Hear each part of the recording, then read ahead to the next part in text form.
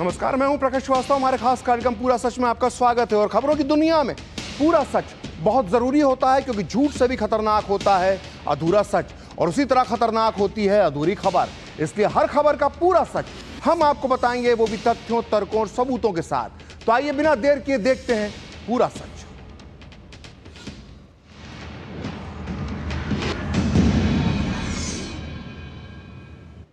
आज पाकिस्तान की सरकार और पाकिस्तान की सेना एक बार फिर खुशी से झूम रही होगी। और जानते हैं इसकी वजह क्या है? इसकी वजह है कांग्रेस के वरिष्ठ नेता पी चिदंबरम का वो बयान जिसमें उन्होंने पहलगाम टेरर अटैक पर एक तरह से पाकिस्तान को क्लीन चिट देने की कोशिश की है। यानी चिदंबरम का दिया बयान और खुश हुआ पाकिस्तान। लेकिन बड़ा सवाल यह है कि आखिर कांग्रेस और विपक्ष के नेता ऐसे बयान देते ही क्यों हैं जिससे हमारे दुश्मन पाकिस्तान को फायदा पहुंचता है?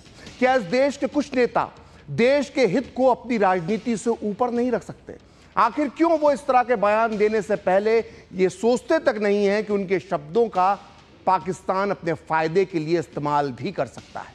आखिर क्यों वो अपने शब्दों से एक तरफ तो पाकिस्तान के दाग धोते हैं, वहीं दूसरी तरफ पाकिस्तान पोषित इस्लामिक आतंकवाद के पीड़ितों के जख्म पर नमक रगड़ते हैं? लेकिन ऐसा करने वाले चिदंबरम कोई अकेले नेता नहीं है। ऐसे नेताओं की एक लंबी लिस्ट है, और आज हम आपको पाकिस्तान को खुशी देने वाले इन सारे नेताओं की मानसिकता का पूरा सच बताएंगे। तो बिना देर किए देखते हैं पूरा सच पूरे विस्तार के साथ। तो लोकसभा में ऑपरेशन सिंदूर पर चर्चा चल रही है, लेकिन चर्चा शुरू होने से पहले कांग्रेस के वरिष्ठ नेता और पूर्व गृह मंत्री पी चिदंबरम ने एक ऐसा बयान दिया है जिसके बाद पूरी कांग्रेस पार्टी बैकफुट पर आ गई है। चिदंबरम ने एक इंटरव्यू में पहलगाम टेरर अटैक का जिक्र करते हुए पाकिस्तान को क्लीन चिट देने का काम किया है। यहां तक कि उन्होंने पहलगाम में मासूम पर्यटकों की जान लेने वाले आतंकवादियों को पाकिस्तानी मानने से भी इनकार कर दिया है। दरअसल इस इंटरव्यू में चिदंबरम ने कहा कि पहलगाम हमले में घरेलू आतंकवादी शामिल हो सकते हैं, यह जरूरी नहीं कि वो पाकिस्तान से आए हों। चिदंबरम के इस बयान के बाद बीजेपी कांग्रेस पर हमलावर हो गई है। उसने चिदंबरम पर इस्लामाबाद के वकील होने का आरोप लगाया है। बीजेपी ने भी ये याद दिलाया है कि चिदंबरम वही नेता हैं जिन्होंने भगवा आतंक का झूठ फैलाया था, और अब वो पाकिस्तान को बचाने की कोशिश कर रहे हैं। वहीं आम जनता सोशल मीडिया पर यह सवाल उठा रही है कि कांग्रेस के नेता हर बार पाकिस्तान समर्थित आतंक पर सवाल उठाने के बजाय उसे बचाने में क्यों जुट जाते हैं। आज हम कांग्रेस की इसी मानसिकता का पूरा सच बताएंगे, लेकिन पहले यह जान लेते हैं कि चिदंबरम ने अपने इंटरव्यू में क्या कहा है। चिदंबरम ने अपने इंटरव्यू में कहा कि यह बताने को तैयार नहीं है कि इन हफ्तों में उन्होंने क्या किया। यह से मतलब उनका एनआईए से था। क्या एनआईए ने आतंकवादियों की पहचान की है, या यह पता लगाया है कि वे कहां से आए थे? क्या पता वो देश के अंदर ही तैयार हुए आतंकवादी हों।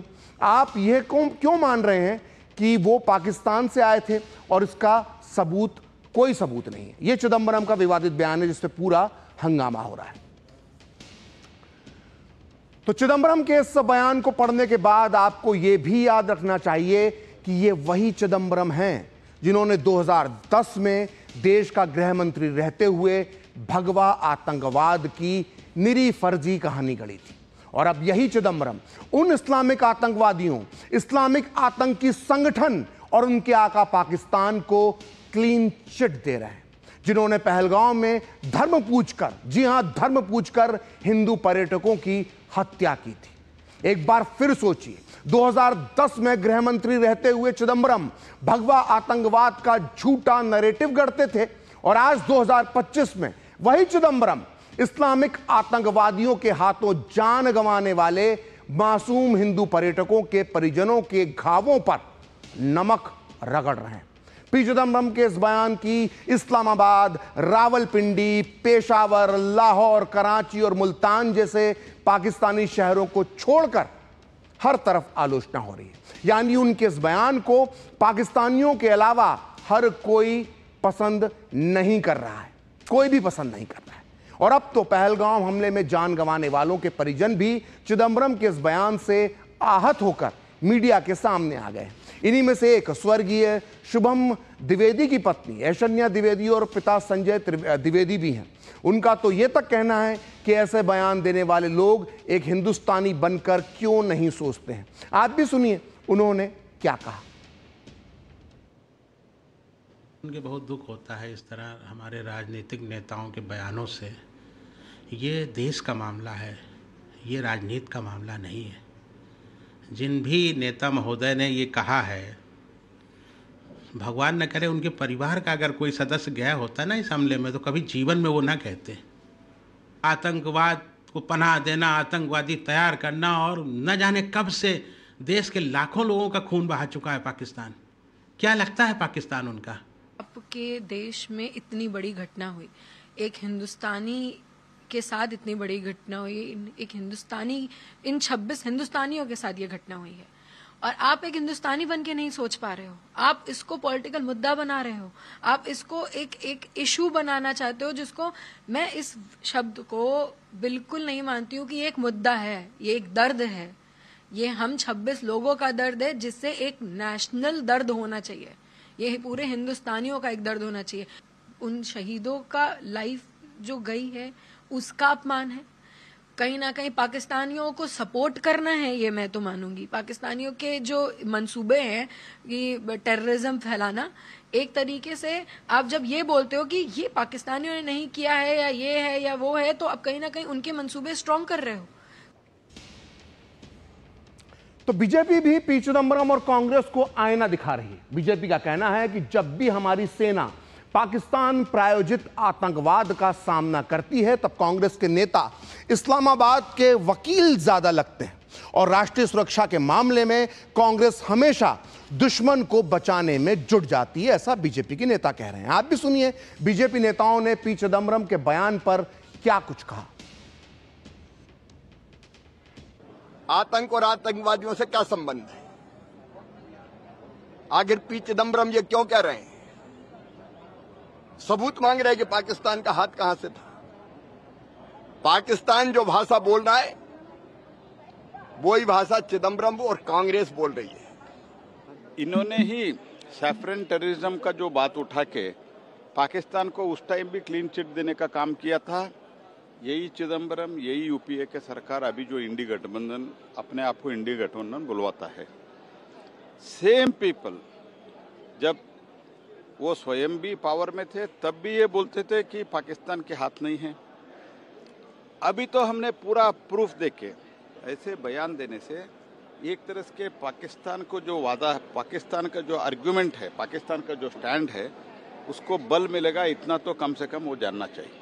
जब जब पाकिस्तान और आतंक की बात आती है तो पाकिस्तान भी पाकिस्तान की उतनी पैरवी नहीं करता जितनी राहुल ऑक्युपाइड कांग्रेस पाकिस्तान की करती है। हर तर्क तैयार रहता है, हर बचाव का तरीका तैयार रहता है, और कहीं ना कहीं पाकिस्तान को बचाने के लिए सदा कांग्रेस आगे खड़ी रहती है। ऐसी कौन सी मजबूरी है कि कांग्रेस को पाकिस्तान का साथ देना जरूरी है? आज नहीं, आप 2008 की घटना से याद करिए। हर बार पाकिस्तान को बचाने के लिए कहीं ना कहीं कांग्रेस आगे आती है, कांग्रेस के नेता आगे आते हैं। तो जब इस पूरे मामले में विवाद बढ़ा तो पी चिदंबरम अपनी सफाई देने पर उतर आए। उनका कहना है कि उनके पूरे इंटरव्यू को नहीं दिखाया जा रहा, बल्कि एक छोटे से हिस्से को दिखाया जा रहा है। और चिदंबरम सफाई इसलिए दे रहे हैं क्योंकि कांग्रेस समेत इंडी गठबंधन के बाकी दल भी पी चिदंबरम के बयान से किनारा करते हुए नजर आ रहे हैं। आप भी देखिए कि कैसे इंडी गठबंधन के नेता चिदंबरम के इस विवादित बयान का बचाव करने से बचते हुए नजर आए। देखिए, क्योंकि उन्होंने ये बात रखी है, निश्चय ही इसके बारे में वो और जानकारी आप सबको दे पाएंगे। इस पे सरकार ही जवाब दे सकती है, और कांग्रेस भी दिल्ली की सरकार में रही है, तो वो पूछ सकते हैं, उनके स्रोत होंगे, उनकी जानकारी होगी। उनका स्टेटमेंट देखा नहीं है, पर मैंने जो सुना है और जो स्टेटमेंट मेरे सामने आया है, मैं बस यही कहूँगी वो खुद भी पूर्व गृह मंत्री रह चुके हैं और उन्होंने भी काफ़ी सीनियर मिनिस्ट्रीज में काम किया है। पिछले 70 साल का इंडिया पाकिस्तान का अगर हम इतिहास देखते हैं तो हमने जंग लड़ी है उनके खिलाफ, हमने उनकी आतंकवादी गतिविधियां देखी हैं, और प्रमाण सबसे बड़ा ये है इस मुद्दे को लेकर कि कैसे टीआरएफ रेजिस्टेंस फ्रंट पहले जिम्मेदारी लेता है, एलईटी का ऑफशूट है, फिर किसी प्रेशर के अंतर्गत वो वापस ले लेता है, फिर यूनाइटेड नेशंस में उनका नाम हटाने के लिए अगर कोई पैरवी करता है तो पाकिस्तान करता है। पाकिस्तान हर प्लेटफॉर्म पे जाकर टीआरएफ को बचाने की कोशिश करता है। तो इसी के साथ साथ जो भी आतंकवादी गतिविधियां हैं, देशवासियों को कोई प्रमाण की जरूरत नहीं है, हमने भुगता है और हम जानते हैं कि सिर्फ पाकिस्तान की नापाक हरकतें हैं जो चाहती हैं कि ना खुद प्रगति कर पाए हैं ना दूसरे देशों को प्रगति करने दें। तो आइए सीधे चलते हैं लोकसभा, जहां पर ऑपरेशन सिंदूर पर चर्चा चल रही है। कॉलिसियम की याद आती है। विश्व की सबसे अविस्मरणीय और पुरानी इमारतों में एक है। रोम में बनी कॉलिसियम मनुष्य की कल्पकता और निर्माण क्षमता का एक अभूतपूर्व मिसाल है, पर इसके अलावा वो एक गंदे और घिनौनी राजनीति का भी प्रतीक है। कहा जाता है कि इसका निर्माण उस समय की जनता को खेल और मनोरंजन में उलझाए रखने के लिए किया गया था, ताकि जनता का मूल मुद्दों पर से ध्यान भटक जाए। कुछ ऐसा ही आज हमारे देश की सरकार करती प्रतीत हो रही है। पर अब खेल और मनोरंजन ही काफी नहीं है। किसी महत्वपूर्ण इलेक्शन के पहले आतंकी हमला और फिर सरकार की जवाबी कार्रवाई। आतंकी आए कहां से, कहां गए, ये सरकार को कुछ नहीं पता, पर हमें पड़ोसी देश पर आक्रमण करना है और उसके आधार पर वोट बटोरने हैं। पहलगाम के आतंकी हमले में मारे गए बेगुनाहों की अभी चिता भी ठंडी नहीं हुई थी कि देश के प्रधानमंत्री बिहार में चुनावी रैली संबोधित करने गए। कोई जिए कोई मरे, इनको कुछ फर्क नहीं पड़ता। ये 24/7 चुनावी मोड में रहते हैं। फिर साहब की मार्केटिंग की तरकस से आया नया तीर, ऑपरेशन सिंदूर। मुझे हमारी सेना की बहादुरी पर बिल्कुल संदेह नहीं है। मुझे हमारी सेना की बहादुरी और वीरता पर बिल्कुल संदेह नहीं है, पर इस सरकार की दुर्जनता की सीमा देखिए कि सेना के जवान। तो ये वही परिणीति शिंदे हैं जिनके पिताजी सुशील कुमार शिंदे इस देश के गृह मंत्री होते थे, और उन्होंने बयान दिया अभी हाल में कि उन्हें हिंदू भगवा आतंकवाद बोलने के लिए कांग्रेस पार्टी की तरफ से कहा गया था। तो आपको अच्छी तरह से याद होगा कि पहलगाम आतंकी हमले के बाद कांग्रेस और विपक्षी दलों ने बड़ी बड़ी बातें की थी। संकट और दुख की इस घड़ी में आतंक के खिलाफ लड़ाई में सरकार का साथ देने का वादा किया था। लेकिन बाद में जिस तरह से कांग्रेस और बाकी विपक्षी दलों के बयान आए, उसे देखकर लगता है कि हमारे देश में आतंकवादी हमले जैसे मुद्दे पर भी राजनीति की जा सकती है।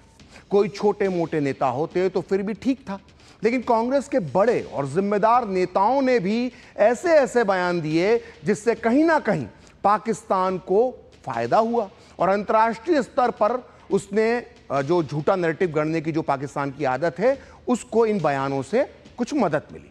आइए सिलसिलेवार तरीके से देखते हैं पाकिस्तान और विपक्षी दलों के नेताओं के वो बयान जो देश भावना से कम और राजनीति से ज्यादा प्रेरित दिखते हैं। मिसाल के तौर पर कर्नाटक के जो आबकारी मंत्री हैं आरबी तिम्मापुर ने कहा था कि उन्हें नहीं लगता कि आतंकवादियों ने लोगों पर गोली चलाने से पहले धर्म पूछा होगा।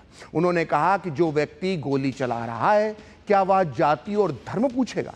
वो तो बस गोली चलाकर चला जाएगा।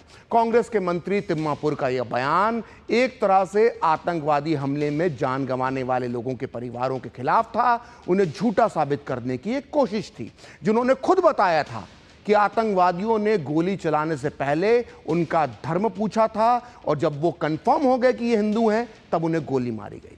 वहीं पहलगाम आतंकवादी हमले पर भारत की प्रतिक्रिया कितनी मजबूत होना चाहिए, इस बारे में पूछे जाने पर सिद्धारमैया, जो कांग्रेस के बड़े नेता हैं, उन्होंने कहा कि पाकिस्तान के खिलाफ युद्ध छेड़ने की कोई जरूरत ही नहीं है। हालांकि बाद में सिद्धारमैया ने अपने बयान पर सफाई दी और कहा कि उनके कहने का मतलब यह था कि युद्ध हमेशा अंतिम विकल्प होना चाहिए, लेकिन तब तक देर हो चुकी थी और सिद्धारमैया के इस बयान को पाकिस्तानी चैनलों और अखबारों ने लपक लिया था और इसे भारत के भीतर से युद्ध के खिलाफ आवाज बताना शुरू कर दिया था। अब बात करते हैं महाराष्ट्र में कांग्रेस के विधायक विजय वडेट्टीवार की। जिन्होंने कहा था कि आतंकवादियों के पास इतना समय नहीं कि वो धर्म पूछकर गोली मारे, यानी उन्होंने पीड़ित परिवारों को झूठा साबित करने की कोशिश की। अब बात प्रियंका गांधी के पति रॉबर्ट वाड्रा की, जिन्होंने थोड़ा भी इंतजार नहीं किया और हमले के कुछ घंटे बाद यही बोल दिया कि देश में हिंदू मुस्लिम हो रहा है, इससे मुसलमान असहज महसूस कर रहे हैं और यही कारण है कि पहचान पूछकर आतंकवादी हत्याएं कर रहे हैं। वाड्रा ने यह भी कहा कि यह हमला प्रधानमंत्री मोदी के लिए एक संदेश है, क्योंकि मुसलमान खुद को कमजोर महसूस कर रहे हैं। यही कारण है कि आतंकवादियों ने धर्म पूछकर लोगों को मारा। वहीं कांग्रेस नेता और हिमाचल प्रदेश में मंत्री चंद्र कुमार ने कहा कि पूरा विश्व हम पर थूक रहा है और पानी बिजली रोककर किसी से बदला थोड़ा ही लिया जाता है। सोचिए किस तरह का बयान। वहीं हमेशा विवादित बयान देने वाले मणिशंकर अय्यर ने कहा कि पहलगांव में की घटना विभाजन के अनसुलझे सवालों को दर्शाती है, जबकि पूर्व केंद्रीय मंत्री सैफुद्दीन सोज ने तो ये तक कह दिया कि अगर पाकिस्तान कहता है कि वो पहलगांव हमले में शामिल नहीं है तो हमें उसकी बात मान लेना चाहिए। तो ये तो हमने अभी आपको सिर्फ कांग्रेस के 6 नेताओं के बारे में बताया है, जिनके बयान जाने अनजाने में पाकिस्तान के लिए लाभदायक सिद्ध हुए। कांग्रेस के ऐसे और भी नेता हैं जिन्होंने इसी तरह के बयान देकर पाकिस्तान को अपना नैरेटिव सेट करने में मदद पहुंचाई। आइए एक बार सुनते हैं कांग्रेस नेताओं के 3 सबसे विवादित बयान जो पहलगाम हमले के बाद दिए गए थे। Looking at identities and then killing somebody, that's a message. Also sending a message to the Prime Minister of our country. Why? Because Muslims are feeling weakened. The minorities are feeling weakened. I know. So if Pakistan takes the position, it is not involved in Pahalgam, is a tragedy. My feeling is that let us accept Pakistan's word. उन्होंने हिंदू का पूछकर मारा। अरे कोई terrorist को पूछने तक समय होता है क्या? उनके कान में जाके नजदीक जाके पूछेगा। ये सब जो बातें हैं बहुत सारे इसमें कंट्रोवर्शियल, कोई बोलता है ऐसा हुआ ही नहीं, कोई बोलते ऐसा हुआ है। ये प्लान करके मत करो। टेररिस्ट है, उसको कोई जात धर्म नहीं होता है। तो ये तो हमने आपको बता दिया कि पहलगाम हमले के बाद कांग्रेस के नेता किस तरह के बयान दे रहे थे। आइए अब आपको बताते हैं कि जब हमारी सेनाओं ने पाकिस्तानी आतंकवादियों से बदला लेने के लिए ऑपरेशन सिंदूर चलाया तो उसके बाद विपक्ष के नेताओं ने किस तरह के बयान दिए। आपको याद होगा राहुल गांधी ने पूछा था कि हमारी वायुसेना ने कितने विमान खो दिए, और आज लोकसभा में चर्चा के दौरान भी कांग्रेस के नेता यही सवाल पूछ रहे हैं। इसके अलावा जब कांग्रेस के नेता शशि थरूर ने संसदीय दल का नेतृत्व करते हुए विदेश में भारत का जोरदार तरीके से पक्ष रखा तो कांग्रेस के ही एक नेता उदित राज को यह बात बिल्कुल भी पसंद नहीं आई। उन्होंने सोशल मीडिया पर यह लिख दिया कि शशि थरूर तो प्रधानमंत्री मोदी की चमचागिरी कर रहे हैं, और बात यहीं नहीं रुकी। उदित राज के इस विवादित पोस्ट को कांग्रेस के वरिष्ठ नेता पवन खेड़ा ने रीपोस्ट कर दिया, आगे बढ़ा दिया। वहीं कांग्रेस के एक और बड़े नेता जयराम रमेश के बयान पर तो खूब विवाद हुआ, क्योंकि उन्होंने कहा था कि पाकिस्तान में आतंकवादी घूम रहे हैं और विदेशों में भारतीय प्रतिनिधि मंडल में शामिल नेता घूम रहे हैं। है ना कमाल की तुलना। वहीं तेलंगाना के मुख्यमंत्री रेवंत रेड्डी ने बयान दिया कि मोदी बंद हो चुके 1000 रुपए के नोट की तरह हैं, और अगर राहुल गांधी प्रधानमंत्री होते तो हम अब तक पीओके पर कब्जा कर चुके होते। उधर राशिद अलवी ये पूछने लगे कि क्या हाफिज सईद और लखवी को मार गिराया गया है। वहीं 23 मई को राहुल गांधी ने विदेश मंत्री एस जयशंकर पर निशाना साधते हुए दावा किया कि भारत की विदेश नीति ध्वस्त हो गई है, और पूछा कि अमेरिकी राष्ट्रपति ट्रंप ने अपने बयान में भारत को पाकिस्तान के साथ क्यों जोड़ा। राहुल गांधी ये सवाल तब पूछ रहे थे जब पूरी दुनिया में भारत की सैन्य कार्रवाई की तारीफ हो रही थी। वहीं किसी भी देश ने आतंकियों पर भारत के प्रहार को गलत नहीं कहा।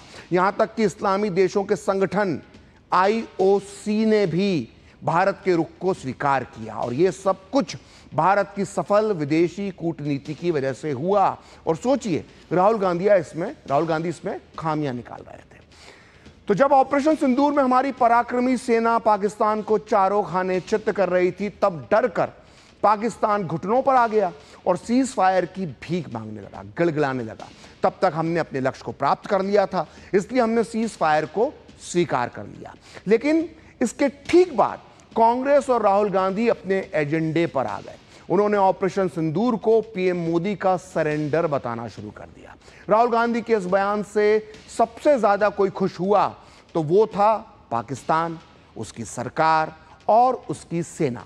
वहां के रक्षा मंत्री ख्वाजा मोहम्मद आसिफ ने तत्काल राहुल गांधी के इस बयान को हाथों हाथ लिया और इसका इस्तेमाल शुरू कर दिया। कैसे किया, ये आप खुद सुन लीजिए। उधर से ट्रंप ने एक इशारा किया, फोन उठाया, कहा मोदी जी क्या कर रहे हो?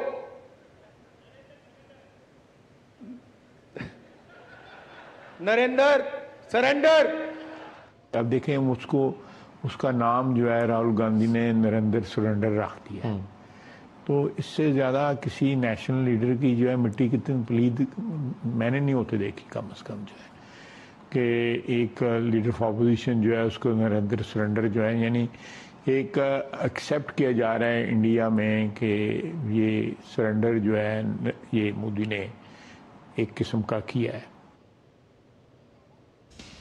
तो सिर्फ राहुल गांधी या कांग्रेस के नेताओं के बयानों का ही पाकिस्तान ने अपने नैरेटिव सेट करने के लिए इस्तेमाल नहीं किया है, बल्कि इनके सोशल मीडिया प्लेटफॉर्म से जारी वीडियोस का भी पाकिस्तानी सेना ने अपना पक्ष रखने के लिए इस्तेमाल किया है। आपको याद होगा पुलवामा हमले को लेकर राहुल गांधी और पूर्व राज्यपाल सत्यपाल मलिक के बातचीत का एक ऐसा ही वीडियो पाकिस्तानी सेना ने प्रेस कॉन्फ्रेंस के दौरान दिखाया था।